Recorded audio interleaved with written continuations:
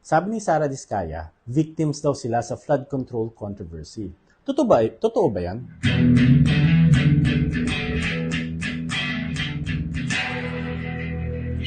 Nagpa-interview si Sara Diskaya sa ABS-CBN nung nag-surrender siya sa NBI. Umiiyak siya at nagpapaawa. Pinapalabas niya na victim lang daw sila dito. Sabi niya, napilitan lang daw sila magbigay sa mga politiko kasi yan ang sinabi na gawin nila.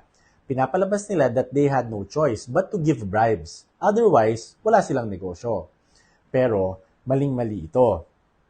Sa batas, para masabing coerced ka or wala kang choice, kailangan may threat, may intimidation, may immediate harm or banta sa buhay.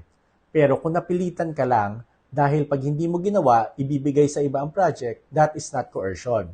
That is a business decision. They were not forced. They willingly participated.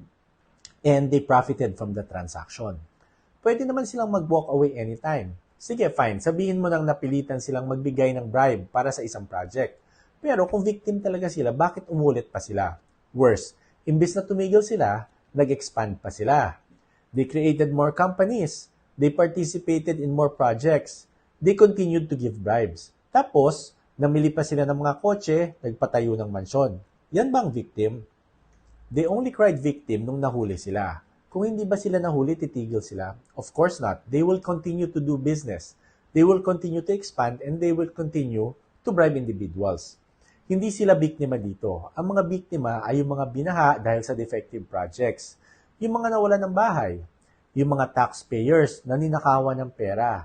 Sila ang biktima. The Diskayas, they did not suffer from corruption. They prospered from it. Hindi sila forced. Instead of exposing the system, they exploited it. Hindi sila biktima kung sila mismo ang nakinabang sa krimen.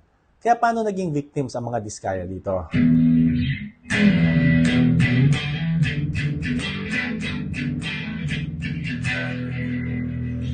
Follow mo ang band kong Hey Moonshine. Nasa Spotify kami at saka sa Facebook.